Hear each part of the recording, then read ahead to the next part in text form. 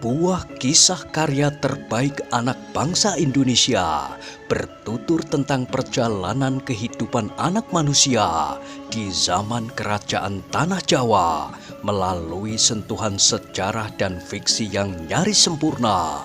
Dengan bangga kami persembahkan satu di antara karya terbaik dari Esa Mintarja yang berjudul Jejak di Balik Kabut. Pada kesempatan yang sangat baik ini, kita masuk pada episode yang ke-136. Selamat menikmati.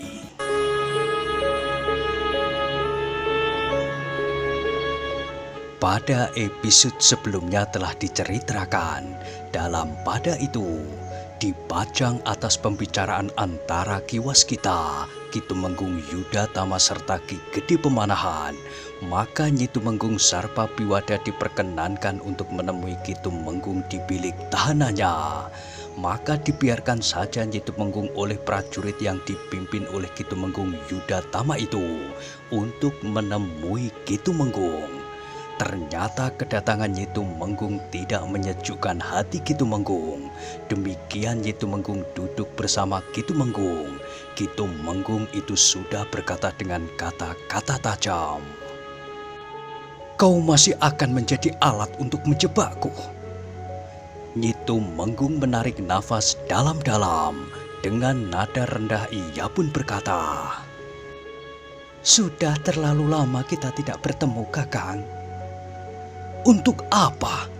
Apakah kau datang sengaja untuk menyakiti hatiku yang sudah parah ini?" "Kakang, kau salah paham." "Apa yang salah paham? Kau dan laki-laki jahanam itu bersepakat untuk menjebakku. Kalian telah berhasil. Apalagi, bukankah cara itu adalah cara yang terbaik untuk menyingkirkan aku dari keluargaku yang telah aku bangun selama hampir 20 tahun? Sejak aku mengorbankan diriku untuk melindungi kehormatanmu." "Kakang, aku tidak akan pernah melupakannya." "Omong kosong. Ketika laki-laki itu datang kepadamu, kau terima ia dengan senang hati. Setiap hari, siang atau malam atau kapan saja ia datang, kau terima laki-laki itu dengan tangan terbuka." "Sudah aku katakan kepadamu bahwa aku tidak kuasa untuk menolak agar ia tidak datang ke rumah. Ia datang dengan mengatasnamakan dirinya petugas dari pajang."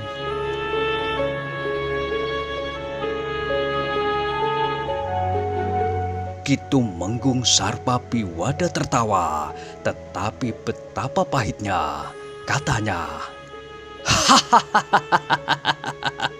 "Kalian telah memanfaatkan kesempatan ini sebaik-baiknya." "Kakang, aku bukan perempuan seperti yang kau bayangkan. Aku masih mempunyai harga diri sebagai seorang istri. Apapun yang terjadi, aku tidak mengkhianati suamiku.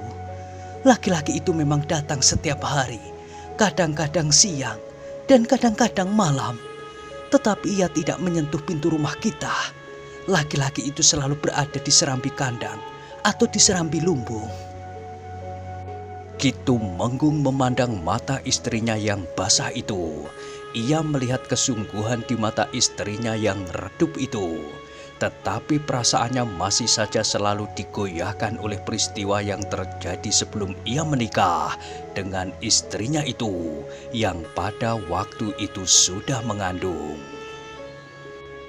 "Kakang, betapapun rendahnya nilai kelakuanku, tetapi aku masih tetap menjunjung tinggi ikatan pernikahan kita."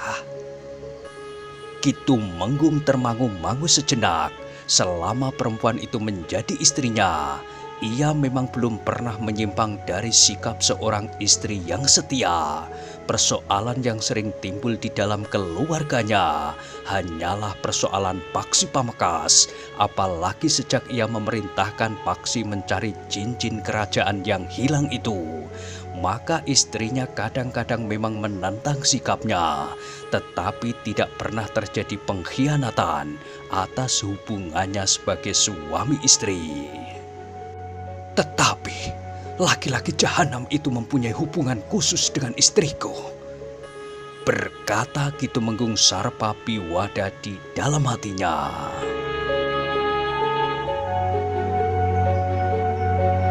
Nyi Tumenggung justru termangu-mangu sejenak. Ia memang datang memenuhi petunjuk yang diberikan oleh Ki Waskita agar ia membujuk suaminya untuk bersedia bekerja sama dengan Ki Gede Pemanahan memburu Haryo Wisoko. Namun rasa-rasanya sulit sekali untuk mengatakannya. "Kau datang karena laki-laki jahanam itu?" desak Ki Tumenggung. "Tidak, Kakang," jawab Nyi Tumenggung kemudian. "Aku datang atas kehendakku sendiri. Sudah aku katakan, kita sudah terlalu lama berpisah. Kita hanya bertemu pada saat-saat yang tidak menguntungkan. Saat kau mengambil anak kita, dan saat kau dijebak oleh laki-laki yang mengaku petugas dari Pajang itu." Ki Tumenggung menarik nafas dalam-dalam. "Kakang, aku ingin kau segera terlepas dari kungkungan bilik tahanan itu." "Itu tidak mungkin, Nyi. Besok atau lusa, aku akan segera digantung." "Apakah tidak ada jalan lain, Kakang? Apakah tidak ada cara untuk mengurangi hukumanmu? Setidak-tidaknya bukan hukuman mati, apalagi digantung."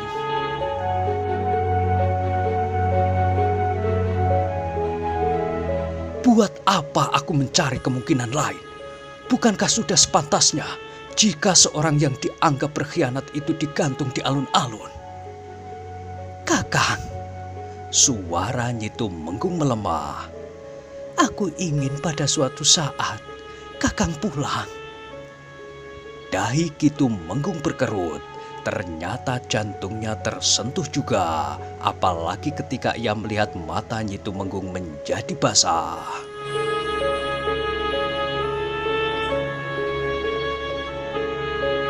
"Nyi," berkata Ki Tumenggung, "kau adalah istri seorang prajurit.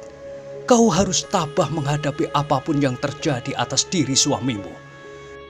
Kau harus tegar, meskipun kau harus melihat suamimu digantung di alun-alun." "Tetapi bukankah kita wajib berusaha? Seandainya ada jalan yang dapat menyelamatkanmu, bukankah jalan itu dapat ditempuh?" "Tentunya, jika aku dapat melarikan diri, aku akan melarikan diri agar aku tidak digantung di alun-alun." "Bukan itu maksudku, Kakang. Aku masih bermimpi untuk dapat hidup tenang dalam satu lingkaran keluarga yang tenang dan tidak diburu oleh siapapun juga." "Tidak dapat, Nyi. Tidak ada jalan kembali dalam perjalanan waktu. Aku sudah sampai pada suatu keadaan seperti sekarang ini. Karena itu, maka langkah-langkah selanjutnya adalah kelanjutan dari perjalananku yang sudah aku tempuh sampai sekarang. Sampai saat aku ditahan karena aku memberontak terhadap kekuasaan yang gila dari anak tingkir itu." "Kakang, sudahlah. Biarlah aku pergi dengan tenang. Biarlah aku menghadapi maut dengan wajah tengadah. Jika kau hambat perjalananku menjelang maut, maka aku akan dapat menjadi seorang pengecut. Nah, kau tidak boleh mempunyai seorang suami pengecut. Kau tidak boleh menjadi sasaran sindiran dan hinaan banyak orang karena mempunyai suami seorang pengecut yang merengek minta ampun di bawah tiang gantungan. Sementara itu, akhirnya tali gantungan itu menjerat lehernya juga." "Kakang."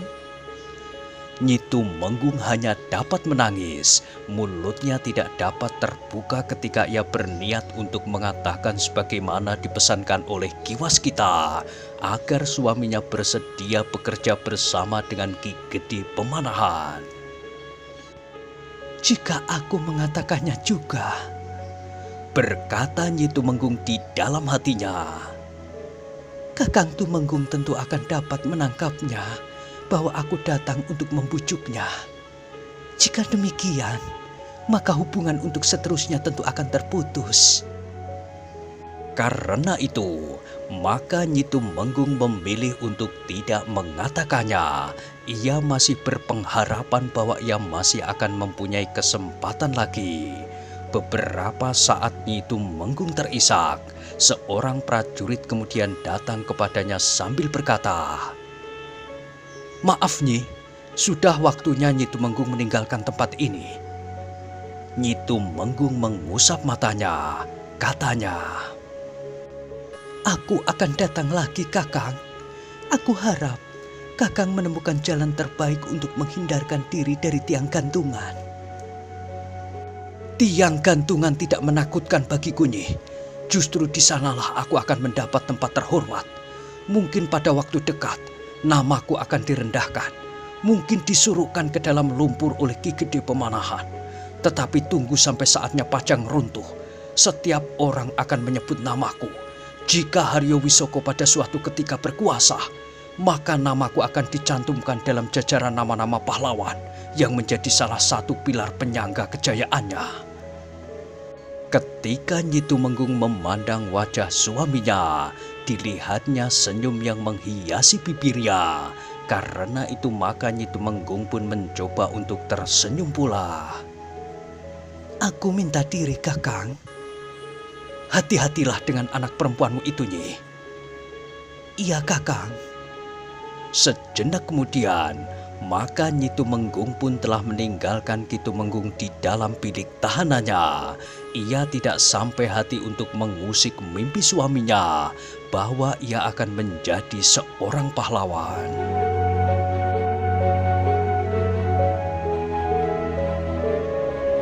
Demikian Nyi Tumenggung itu sampai di rumah, maka ia tidak dapat lagi menahan tangisnya.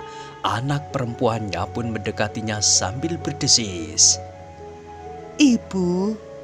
Nyi Tumenggung menjatuhkan dirinya duduk di ruang dalam. Dipeluknya anak perempuannya erat-erat. "Ayah, kenapa, Ibu?"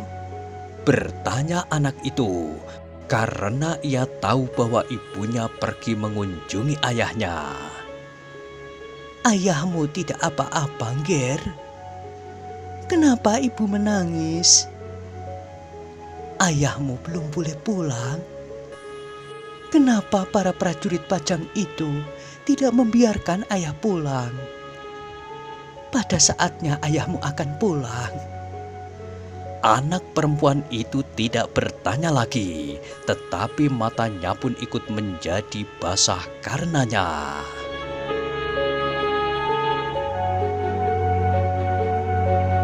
Sementara itu, Paksi Pamekasan, Pangeran Benewo dan Raden Sutawijaya tengah menemui Ki Waskita di rumah Ki Panengah. Di hadapan Pangeran Benewo dan Raden Sutawijaya, Paksi Pamekasan ternyata bersikap terbuka kepada Ki Waskita. Sebaliknya Ki Waskita pun bersikap terbuka pula. Ki Waskita tahu bahwa keduanya, terutama Pangeran Benewo, mempunyai ikatan yang lebih dalam dari sekedar hubungan persahabatan. Keduanya pernah melakukan pengembaraan bersama, mengalami kegembiraan dan kegetiran di perantauan, menempa diri bersama, serta menempuh bahaya bersama-sama pula. Sedangkan Raden Sutawijaya telah menyatukan diri pula bersama mereka berdua dalam pengalaman yang berat pada saat-saat terakhir. Karena itu, di antara Paksi Pamekasan, Pangeran Benewo dan Raden Sutawijaya seakan-akan sudah tidak ada lagi dinding pembatas, bukan saja dalam hubungan mereka dengan Pajang, tetapi juga masalah-masalah pribadi mereka. Waktu seperti inilah yang sangat aku takutkan. Tetapi aku yakin bahwa pada suatu saat-saat seperti ini pasti akan datang, berkata Ki Waskita. Paksi Pamekasan menundukkan kepalanya. Dengan nada berat ia pun berdesis, "Aku menyesalinya bahwa kehadiranku di bumi ini terjadi semata-mata karena malapetaka. Tetapi aku tidak akan menyalahkan siapa-siapa.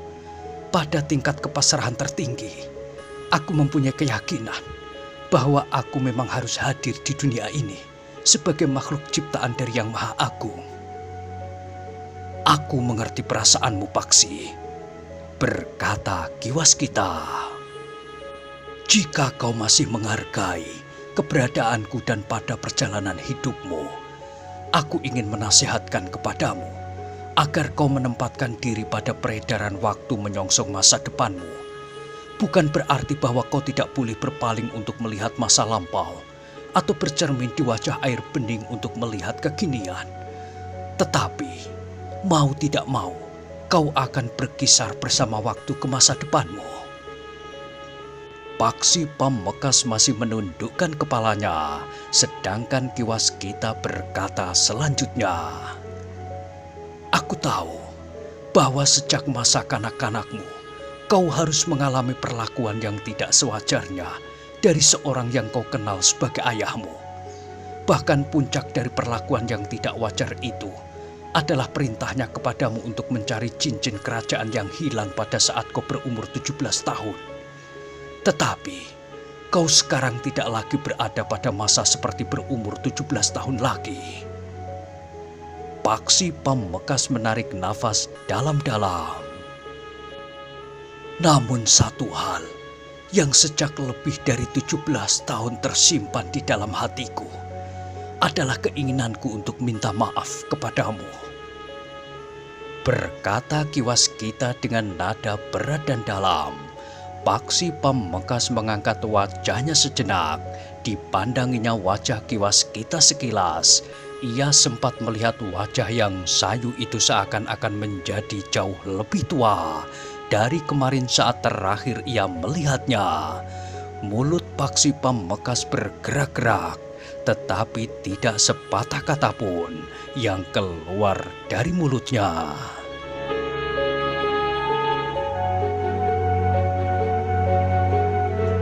Ki Waskitalah yang kemudian berkata, Sudahlah, marilah kita jalani kehidupan kita selanjutnya sebagaimana adanya. Bukankah kau akan menghadap Ki Gede Pemanahan, Paksi? Iya, Guru. Suara Paksi Pamekasan merendah, bahkan ia pun bertanya, Apakah aku masih diperkenankan memanggil guru? Aku tidak akan berkeberatan, Paksi.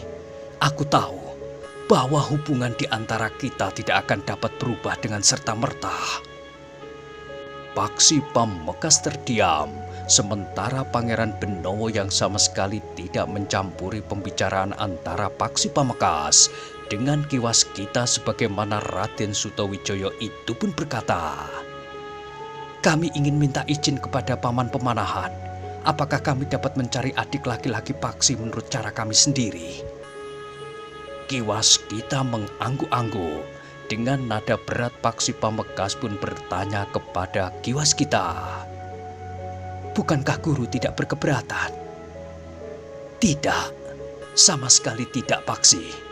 Aku tahu bahwa kau tidak mau menghadapi persoalan yang rumit kelak dengan adikmu. Bagiku, anak itu adalah tetap adikmu.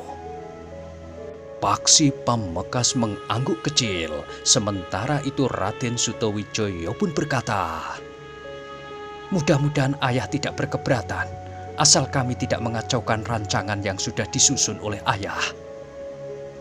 Aku kira Ki Gede tidak akan berkeberatan, Raden.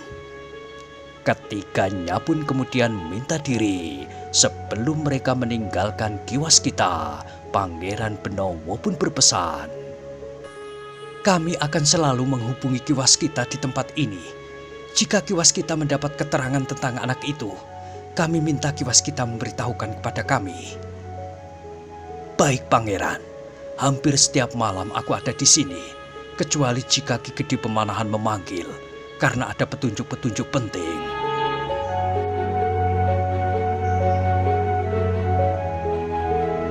Demikianlah, mereka bertiga pun segera pergi ke rumah Ki Gede Pemanahan untuk menghadap. Baru kemudian mereka akan bertemu dan berbicara dengan Ki Tumenggung Yudatama sebagai senopati yang memimpin perburuan untuk menangkap Haryo Wisoko.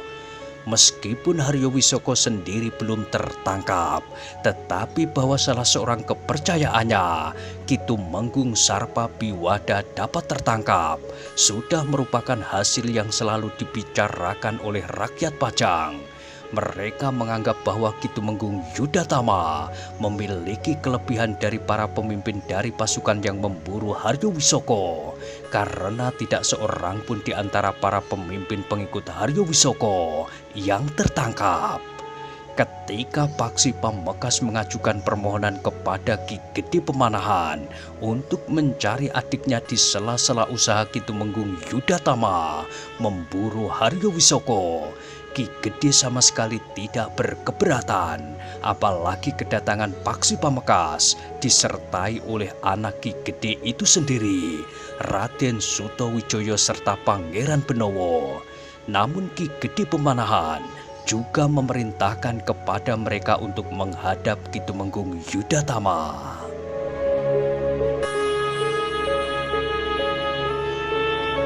Ketika mereka menemui Ki Tumenggung Yudatama di baraknya, Ki Tumenggung sedang berbincang dengan beberapa orang perwira di dalam pasukannya. Mereka masih selalu berusaha menemukan cara untuk dapat menangkap Haryo Wisoko, sehingga Paksi Pamekasan harus menunggu. Para pengikutnya yang dapat kita tangkap bersama-sama dengan Ki Tumenggung Sarpa Biwada tidak dapat memberikan petunjuk Ki Tumenggung, berkata seorang lurah prajurit. Kenapa kita tidak memeras keterangan dari Ki Tumenggung Sarpa Biwada itu sendiri? Bertanya seorang rangga. Ki Tumenggung Yudatama menarik nafas dalam-dalam. Katanya, Ki Gede tidak memperkenankan kita memaksa Ki Tumenggung Sarpa Biwada untuk berbicara dengan cara yang tidak sepantasnya itu. Manakah cara yang pantas untuk mencari keterangan dari seorang pemberontak? Bertanya seorang lurah yang lain. Kita harus mengikuti perintah Ki Gede. Para perwira itu pun terdiam, tetapi mereka cenderung untuk memaksa agar Ki Tumenggung Sarpa Biwada itu berbicara. Dalam pada itu, Ki Tumenggung Yudatama pun berkata, kita telah minta tolong Nyi Tumenggung untuk membujuk agar Ki Tumenggung Sarpa Biwada itu bersedia berbicara. Tetapi bukankah Nyi Tumenggung itu tidak berhasil? Sahut seorang lurah prajurit. Ternyata Ki Tumenggung itu juga belum berbicara. Kita tidak dapat tergesa-gesa. Diperlukan waktu untuk melunakkan hati Ki Tumenggung Sarpa Biwada yang keras itu, jawab Ki Tumenggung Yudatama. Sementara itu, Haryo Wisoko telah sampai di tlatah Jipang atau Demak. Desis seorang rangga seolah-olah ditujukan kepada diri sendiri. Namun Ki Tumenggung Yudatama menjawab, aku yakin bahwa Haryo Wisoko masih berada di dalam kota. Penjagaan di perbatasan kota cukup ketat, bukan hanya di pintu-pintu gerbang, tetapi kota ini seakan-akan telah dilingkari prajurit hingga temu gelang. Para perwira itu memang merasa kecewa bahwa mereka masih sangat dibatasi untuk menyadap keterangan dari Ki Tumenggung Sarpa Biwada, tetapi mereka tidak dapat memaksa. Mereka tahu bahwa Ki Tumenggung Yudatama pun dibatasi pula oleh perintah Ki Gede Pemanahan. Dengan demikian, maka mereka memusatkan usaha pencarian mereka dengan mengurai keterangan para pengikut Haryo Wisoko yang lain. Tetapi keterangan mereka masih saja simpang siur. Ada di antara mereka yang memang tidak tahu sama sekali. Ada yang karena terpaksa mengaku mengetahui tempat persembunyian Haryo Wisoko, namun tidak pernah dapat dibuktikan. Sedangkan yang lain sengaja berusaha menyesatkan pencarian yang sulit itu. Namun akhirnya pertemuan itu pun berakhir dengan kesimpulan yang masih tetap mengambang. Namun Ki Tumenggung Yudatama memberitahukan bahwa waktu yang akan diberikan kepada Nyi Tumenggung pun akan dibatasi. Aku akan berbicara dengan Ki Gede Pemanahan. Demikian pertemuan itu selesai, maka seorang prajurit telah menghadap Ki Tumenggung untuk memberitahukan bahwa Pangeran Benowo, Raden Sutawijaya dan Paksi Pamekasan akan menghadap. Pangeran Benowo, Raden Sutawijaya, dan Paksi, anak Ki Tumenggung Sarpabiwada. Iya Ki Tumenggung, persilahkan mereka masuk. Prajurit itu pun kemudian mempersilahkan Pangeran Benowo, Raden Sutawijaya dan Paksi Pamekasan masuk ke dalam bilik khusus Ki Tumenggung Yudatama. Silahkan Pangeran, marilah Raden, duduklah Paksi. Terima kasih Ki Tumenggung. Pangeran Benowo lah yang menjawab. Ketiganya pun kemudian duduk ditemui Ki Tumenggung Yudatama dengan seorang rangga kepercayaan Ki Tumenggung. Barangkali Pangeran, Raden Sutawijaya dan Paksi mempunyai keperluan khusus sehingga bertiga telah datang kepada kami ini, bertanya Ki Tumenggung Yudatama. Ya Ki Tumenggung, Pangeran Benowo lah yang menjawab. Kami bertiga datang untuk minta izin kepada Ki Tumenggung. Minta izin? Ki Tumenggung justru mengerutkan dahinya. Atau barangkali Pangeran menyampaikan perintah kepada kami dari Ki Gede atau bahkan Kanjeng Sultan sendiri. Tidak Ki Tumenggung, kami benar-benar ingin minta izin. Izin untuk apa Pangeran? Kami bertiga ingin mencari adik Paksi, anak Ki Tumenggung Sarpabiwada. Kami tahu bahwa Ki Tumenggung masih dibebani tugas untuk menemukan Haryo Wisoko. Kami tidak ingin terjadi salah paham dengan usaha kami mencari adik Paksi. Namun bukan berarti bahwa kami akan mencuci tangan dalam usaha pencarian Paman Haryo Wisoko.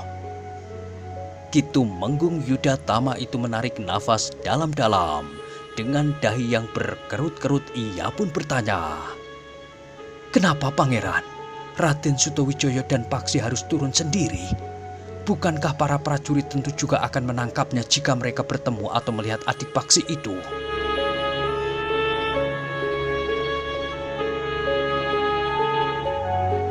Kami mengerti Ki Tumenggung, tetapi apa salahnya kami ikut mencarinya? Kami berjanji tidak akan mengganggu tugas para prajurit. Bahkan seperti yang aku katakan tadi, kami akan membantu mencari tempat persembunyian Haryo Wisoko pula. Apakah Pangeran sudah membicarakannya dengan Ki Gede Pemanahan? Sudah Ki Tumenggung, Paman Pemanahan tidak berkeberatan, tetapi aku harus mendapat izin dari Ki Tumenggung Yudatama. Baiklah Pangeran, tetapi aku mohon agar usaha Pangeran tidak justru menghalau Haryo Wisoko dari satu persembunyian ke persembunyian lainnya, sehingga semakin menyulitkan pencarian kami. Kami berjanji Ki Tumenggung.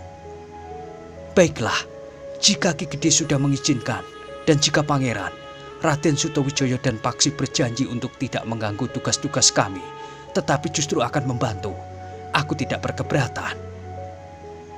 Terima kasih Ki Tumenggung. Besok kami akan mulai dengan usaha kami.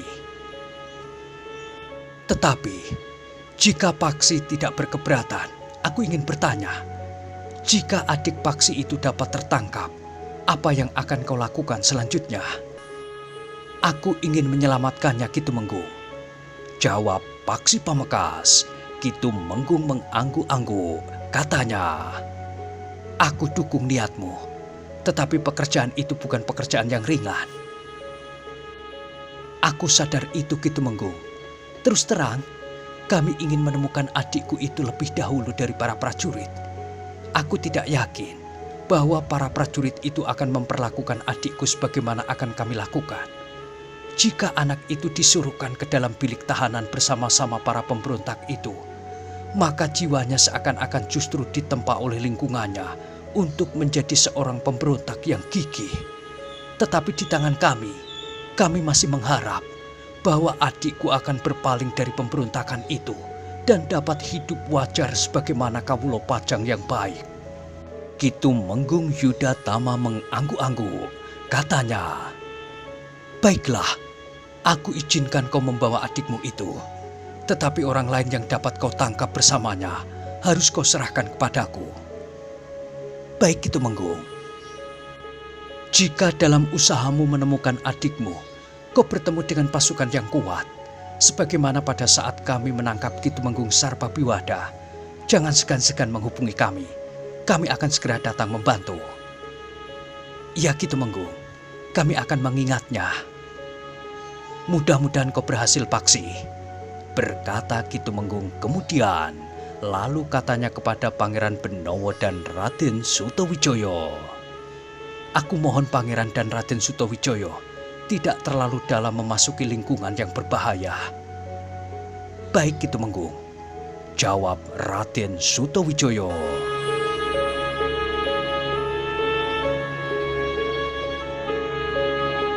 Namun kemudian Kitumenggung Yudatama itu pun berkata, sebelum Paksi mulai bersama-sama dengan Pangeran Benowo dan Raden Sutawijaya, adalah kebetulan sekali Paksi telah datang kemari.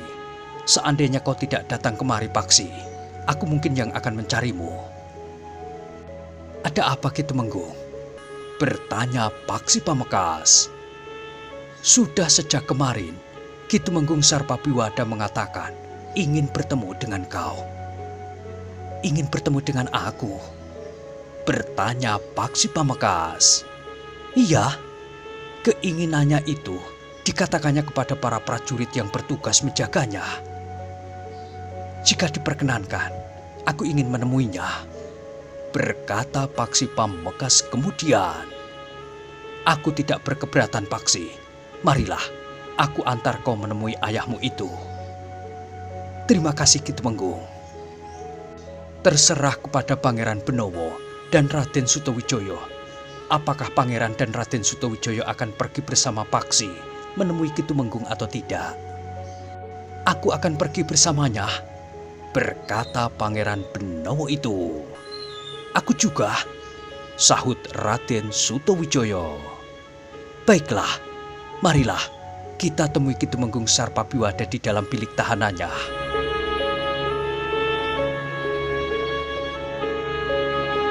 Berempat Paksi Pamekasan pergi ke sebuah bangunan khusus di dalam lingkungan barak pasukannya. Di dalam bangunan itulah Kitumenggung Sarpabiwada ditahan, dijaga kuat oleh beberapa orang prajurit pilihan. Ketika para prajurit yang bertugas itu melihat Kitumenggung Yudatama diikuti oleh Paksi Pamekasan, Pangeran Benowo dan Raden Sutawijaya, mereka pun mengangguk hormat.